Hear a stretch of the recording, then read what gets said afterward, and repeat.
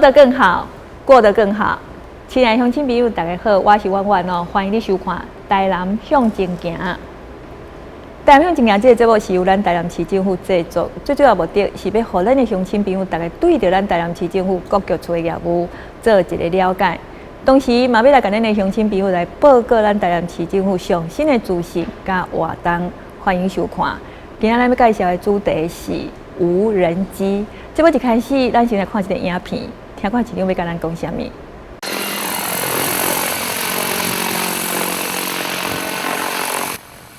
台南市政府为了推广创新科技强化市政的管理，特别请到金亚洲光电公司、青山市政府回龙的太阳能光电办事，结合金卫航太公司以着无人机来侦测。2月21號喺永華市政中心2樓回龍召開記者會，市長來表示講，無人機伊的應用已經是愈來愈寬，市政府有真濟太陽能面板。無論是架設佇咧厝頂，還是平面，攏需要定期來清洗。有時陣人工八關八價清洗，具有着伊的危險性。台南市我們有許多太陽能面板，不管是架設在屋頂的，或是平面型的，事實上它都有一定需要定期的清洗。清洗當然是用清水的清洗。那人工有時候爬高有一定的危險性。所以我們就借着這個方式，用無人機試行，用無人機的方式來做一個清洗的動作。所以非常感謝經緯公司我們的羅董事長能夠有這麼好的一個設備，能夠提供這樣的一個服務。我相信這樣的用途應該是非常非常廣的。我哋市長來強調，市政府全力推सक्着再生能源，並要求各局處積極推動太陽能，並運用高科技的無人機，含着清洗光電板的結合，使得專市的綠能產業會當進一步來發展。那台南市一直是我們的這個綠能城市，那所以說最針對綠能的設備，一方面我們要展現這個的這個方便性，一方面展現它的安全性，更展現它是用清水可以清洗的，所以面對什麼用藥水什麼一些奇奇怪怪的假訊息、假謠言，我們覺得其實今天也借這個機會來做一個說明。國內無人機領頭廠商金衛航太公司董事長羅正峰來表示講，無人機就是扮演着空中偵察的角色，會當用無人機來做一個整體攝影，清洗完了後，再利用無人機搭配着熱影像的畫面，會當馬上來提出發電效率衰退的面板。有些太陽能板，它沒有辦法全部把光能轉成電能的時候，它會異常的有電阻、有阻抗，會升溫，會發熱。光伏能太陽能板，所以就表示那一塊太陽能板的 cell 它可能有壞掉了，沒有辦法全數的把光能轉成電能。秘書處來表示講，永華市政中心自1805年開始，就含着金亞洲光電公司來合作，喺永華大樓2樓的回廊建置太陽能光電的系統，市政府一檔的收益將近20萬。另外，嘛要求着各機關應該再次來搬點着所屬辦公廳舍，增設太陽能光電的所在。講到這無人機有人可能甲我相像對着這無人機的印象就是講，伊當空拍啦或者是講佫有其他一寡功能最主要就是講有陣時咱看到這無人機佫會當表演我進前看到這無人機佇迄天上好幾架迄唔知偌濟台。然後我看他那邊表演的時候，我覺得很驚嘆就講為什麼這麼多的這個無人機在那邊排隊在那邊表演的時候，袂去燒東袂去燒龍袂掛落來哇，真的是讓我們感受到這個科技的進步啦那麼很多人有講這無人機除了講伊表演給咱看以外，還有像很多人講空拍啦其實呢伊還有做這個功能，比如講空拍是講錄影啦是講佫會當幫助咱的這個農耕甚至呢咱政府單位有當時需要這無人機去倒三工像最近的這個咱的這個武漢肺炎的這個疫情，好像咱的無人機也派上用場了那麼咱的鄉親朋友可能對着這無人機大家都很好奇，啊，有人嘛想讲吼，我是不是也来买一台这个无人机来互伊当地顶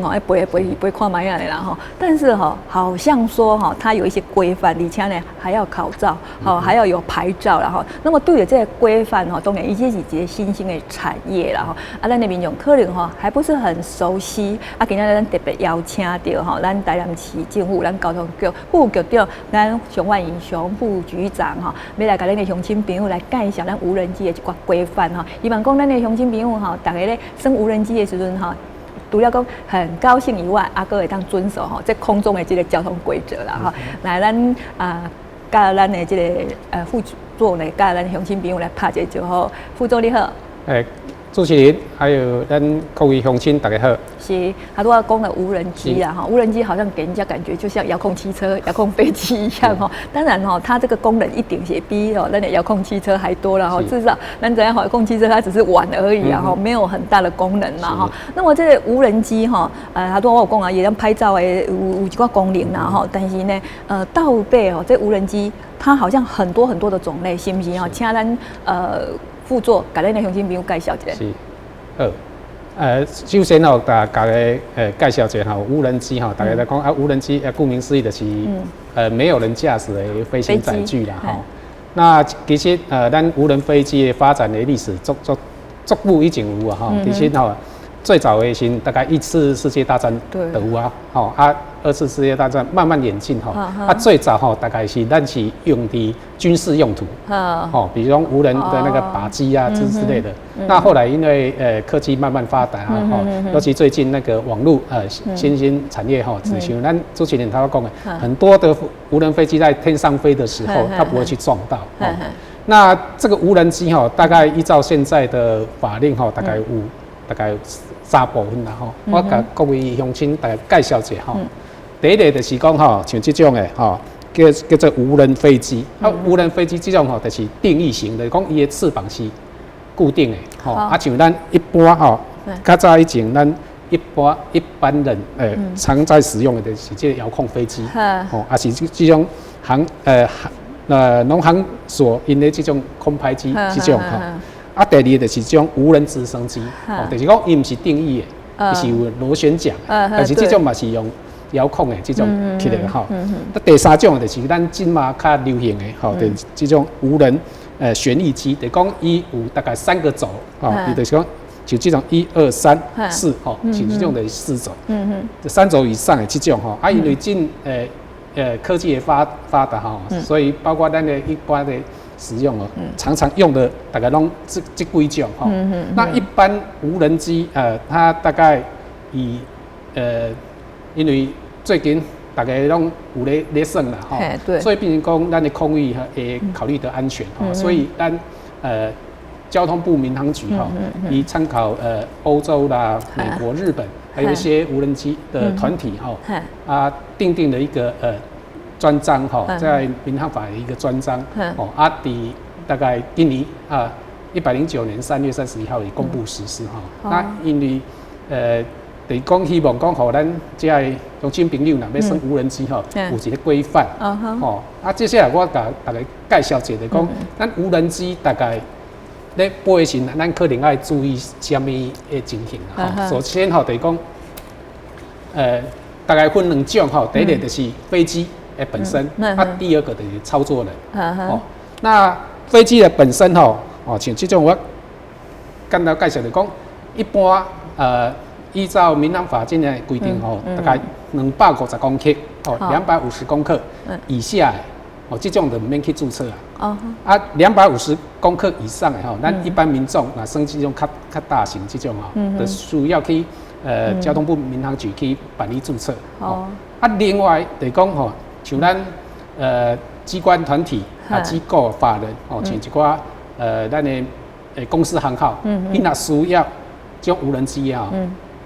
不管它是几公克，伊的东西还可以登记这是咱对飞机无人机这个部分的规定另外就是讲需要有操作证就像咱爱驾照同款嘛咱有一种驾照之后我们才能上路嘛这大概有那总共你是2公斤以下，那个无人机刚刚讲的250公克以上要登记嘛。那总共2公斤以下，伊就唔免操作证。但是2公斤以上的，像咱一般民众，伊的2公斤到15公斤的他就需要一个操作证。这种操作证大概有分3种，一个是学习型的，一个是一种一般的那个普通型的，另外一个就是专业型的。那一般咱16岁以上，其实咱就会当算这个无人机但是你要算的时，你就要先去申请，就是讲你若总共是2公斤以下，以上的，咱就要去民航局去登录，伊就互你一个学习证。但是你这个学习证你拿到了你若要出来外口要试飞的时候，你边啊一定要有三个迄种有教的人，甲你指导，较袂你别乱飞啦。那像你去甲教，你要上路的话，也要有那个咱的教练伫边啊。对，其实这个你当是同款的。另外就讲你若总讲是2公斤以上，但是你是15公斤以下这种属于娱乐型的像这种航空飞行模型这种，咱头拄仔有介绍过，第一个一种定义型的无人的那个遥控飞机，这种就唔免啦。但是若真讲以上的需要另外就讲，不管你是财团法人啦，还是讲政府咨询机构你这种的你就需要有专业证照。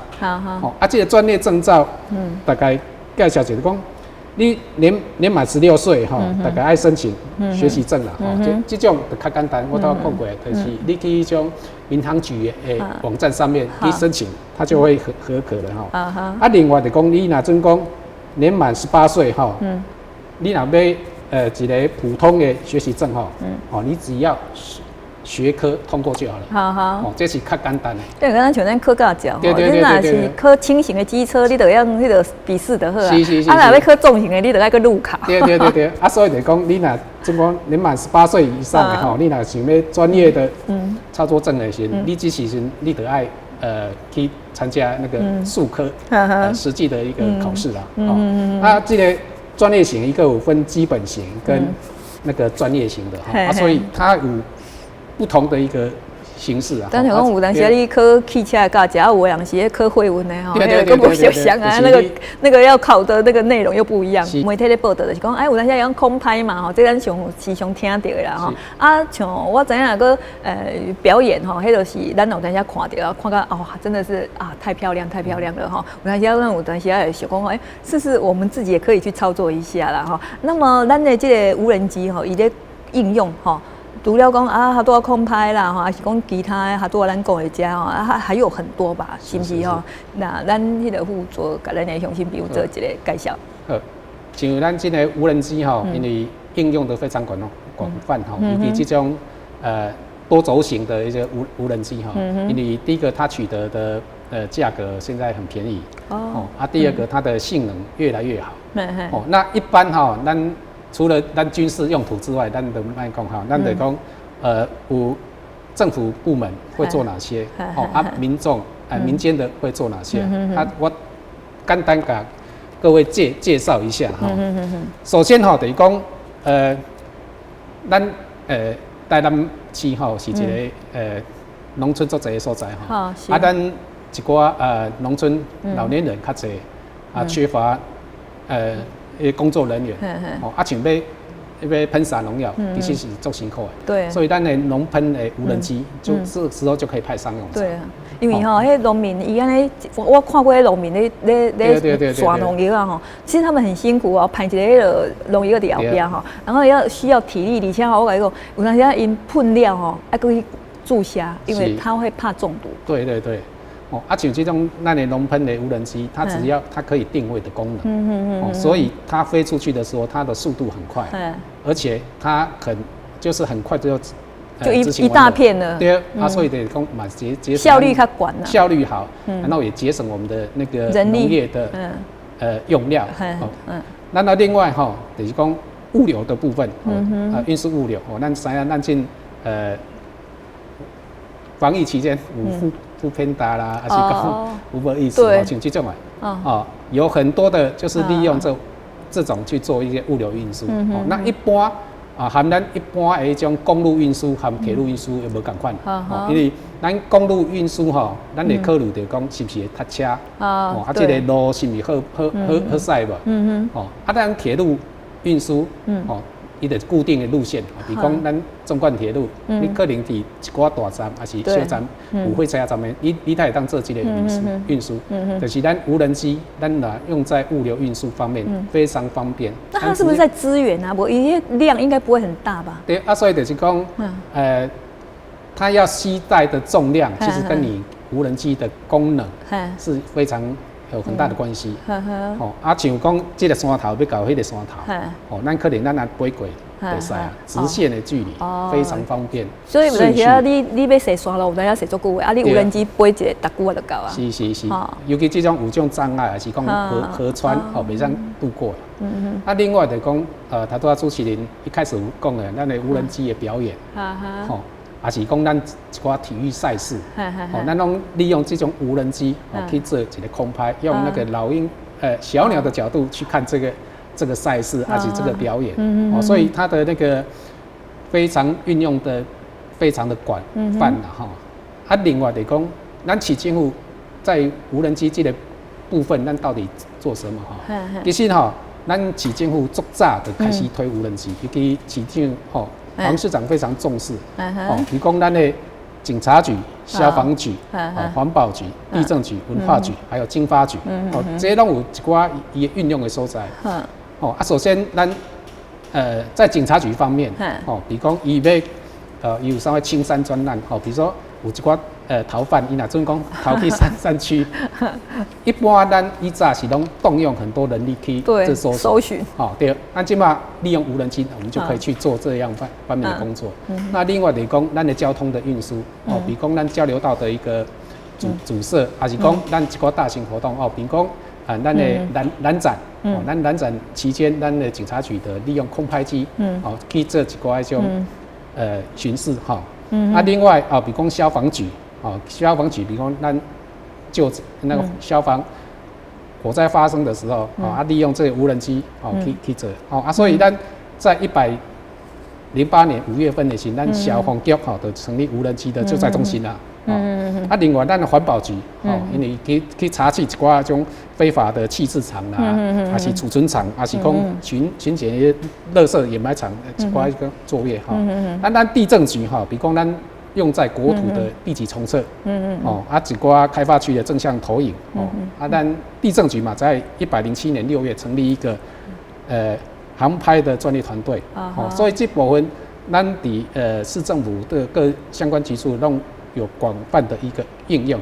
比如讲咱经发局的，讲咱头拄主持人提到咱最近疫情发烧的时候，那很多人聚集的时候，咱经发局就出动这个无人机去做一些疫情的一个宣导，所以市政府在这方面已经有广泛的应用。是那么咱无人机跟咱一般的交通工具是类似的它慢慢的好像要跟规范一样啦，就是讲嘛爱科教啦嘛爱有一个交通规则啦咱像讲咱车伫路面咧开车的时阵咱有马路你要照着那个马路走，可是无人机伫咧提顶咧飞那么也不能乱想要行去到倒就行去到倒，应该它也有规范吧那么其中有讲到是什么负面表列方式的规划是什么意思？是市政非常注重咱的无人机的一个发展因为这个除了我们的休闲的这些运用之外，其实很重要的是刮起产业的一个发展，都会利用这个无人机那因为有当时负面表列的意思就是讲咱讲这几个所在袂当飞以外，其他拢当飞正面表列就是讲这几位会当飞，其他拢袂当飞是对，所以变成讲有一寡就是讲因为无必要去限制的所在所以那你甲公布出来，啊，变成讲咱一寡要应用，还是要做修宪的人，无办法去背。所以市长伫市政会议的时嘛，指示的讲咱要用朝积极开放的一个角度，然后非得安全上重要。我先介绍一下讲，因为近大概依照交通部民航局他们针对于一寡禁航区、限航区，还有机场，还有那个飞行场周边一定的距离它是禁飞的。另外得讲，中央针对一些比较重要的一些地方，比如说高铁、台铁几寡核能、油库啦那些范围，它会请市政府代为公告。第三个就是讲，咱市政府一寡相关的单位，他觉得说有哪个地方是可能靠必须要限制或是禁飞的部分。那这部分市政府在大概率6度之前我们就先采用负面表列了以这个图来讲的话就讲红色的部分就是进行一种交通部民航局他们已经有公告的比如讲这个红色的这个部分就是在台南机场。这个部分就是单关庙的那个轻航基地。那另外有一些红色的是可能是它的训练场地，或者是一些比如说像咱北门河口这个地方，这边就是可能保育区所以这个部分是有限制的那我们在3月26号的时候，我们就有带中央公告，近有大概全台南大概60几个地方，有限制的那后续我们会滚动式的检讨我们嘛是甲中央反映的讲，因为你安尼一寡黄色的部分就是限飞的地方，是不是可以慢慢的开放？因为咱这个所在有可能是咱一寡农民的需要农喷的所在，这部分咱嘛是已经甲中央有去反映啦，因会去检讨，是不是以后咱的限制范围是不是可以慢慢的缩减这样？是。那么咱若是讲科驾照要骑机车啦，要开车我们可以去那个训练场驾驶训练班去练习嘛它有那个场地让你练习啦。但是咱的无人机我好多看你好像也有一个他练习的这个场地无蛮不一样，不熟练是讲他不会驾驶的话，那么上去有可能有发生一些危险都还没有考到驾驶还没有考到执照嘛那么在这部分咱是安怎来合作咱这民众能够顺利的去考照？是，咱进无人机的一个考照跟训练的一个场所，其实是咱中央交通部他们的权责啦，规范对但是咱有哪积极跟他争取啦就讲以进咱台南市大概有长隆大学这个所在会当这训练还有考照的一个所在所以咱民众大概在说一次的讲咱2公斤以下的无人机这是变考照的所以你嘛免去咱的长隆大学啦，还是讲咱其他比如说民航局啦，还是讲云林那边或者高雄那边有一些训练场地，这是免2公斤以下唔免。但是若2公斤以上的这咱就需要去像头主持人讲的，咱需要去驾训班去做一个练习这样。是。一般大家入门的话，也是可能就是用休闲方式啦然后先玩一玩休闲的，然后有兴趣的时候才可以进阶那么就是讲咱若是讲这无人机在驾驶的时候它应该也有一些规范是讲一寡爱去注意无会不会被罚？是，正好就是讲咱民航局伊伫无人机专章也有规定一寡迄种限制的部分咱甲咱各位乡亲大概介绍一下，大概10大原则啦就是无要无不要啦无要的部分比如讲咱一定要在白天飞然后我们要在视线距离，就讲你目睭看会到的所在你无人机点样飞然后低于400公尺以下，400尺因为400尺以上的交通部管的另外就是讲你要随时监视你的无人机行阵飞出来怎叫会转那另外要遵守相关的规则作业规则那另外有不得原则上第一个你袂使飞去，比如讲你边啊已经有人在飞啊，吼，啊你袂当过去靠近它，因为这样会危险哈。然后第二个哈，就是说要远离一些像高速公路啊、快速道路这一些哈，保持距离测安全。对，建筑物这30公尺，你爱虽然是讲你袂当快，但是你爱保持大概30公尺的范围就可以了哈。那另外就是说，未达25公斤的一种，你有导航装置的哈，就是讲你的速度哈，咱嘛惊超速啦哈，原则上袂当超过160公里啊，每小时160公里哈。那你目睭看会到，会当个延伸出来大概900公尺的半径范围里面啊，你才可以飞哈。那另外就讲吼，可能爱咱的听众观众朋友大概爱提醒一下吼，进大概伫人潮聚集的地方哈，我们一般的自然人咱是袂当飞，这部分咱一定要是法人，比如讲你加入一些团体协会，啊你去申请，啊你去注册，啊你去登录，你才会当飞，所以这部分爱甲咱的观众朋友爱提醒一下，以免讲你飞出来了后，阵还可以处罚。好是。那么一般啦，就是讲咱即摆应用的迄个无人机范围足宽嘛哈，让空拍啦，会当表演啦哈，然后像农忙的这个也可以去帮忙啦哈。啊，老是有当时啊，那一般民众嘛，拢有一寡活动啊哈，还是讲有庙会啦哈，啊是讲路跑啦哈，他们可能也需要用这个空拍机啊，用这个无人机来做一些记录哈。那么在这方面啦哈，我们是不是也有一些规范？是，目前哈，等于讲像这种需要专业性的哈，就是要专业证照哈。等于讲你去不管是一种基本的证照还是专业的证照哈，你可以取得这个证照之后，你就去可以飞的哈。所以等于讲他都要讲的，等于讲咱伫限制或禁止飞行的区域之外，你都可以飞啦。但是你如果在这个区域范围里面，不是讲袂当飞，你也可以申请啦哈。那另外就是我刚才讲过了，像咱要去一寡庙会迄种吼，就是爱咱有法人，比如讲咱有啥协会这种，吼，还是讲因为这种会牵扯到人群聚集啊，还是讲你夜间飞行的，因为有安全性的问题，所以大概第一个你爱有能力审查吼，所以你爱编写一个这种作业手册，你要报给交通部，通过之后，接下来你再去活动申请，活动申请完之后，你要飞的时候，你要去网站上面的去做登录，让他去管控这台飞机，说你当时要起来，当时要落啦，安尼。是。那么咱知影这个无人机伊是迄个民航局咧控管嘛，哈，伊负责的这个工作啦，哈。但是咱今嘛有授权给起进户的部分啊，那么咱起进户有这样子的一个经验吗？还是要是讲好咱要安怎来因应这种迄个方式？是，因为今吼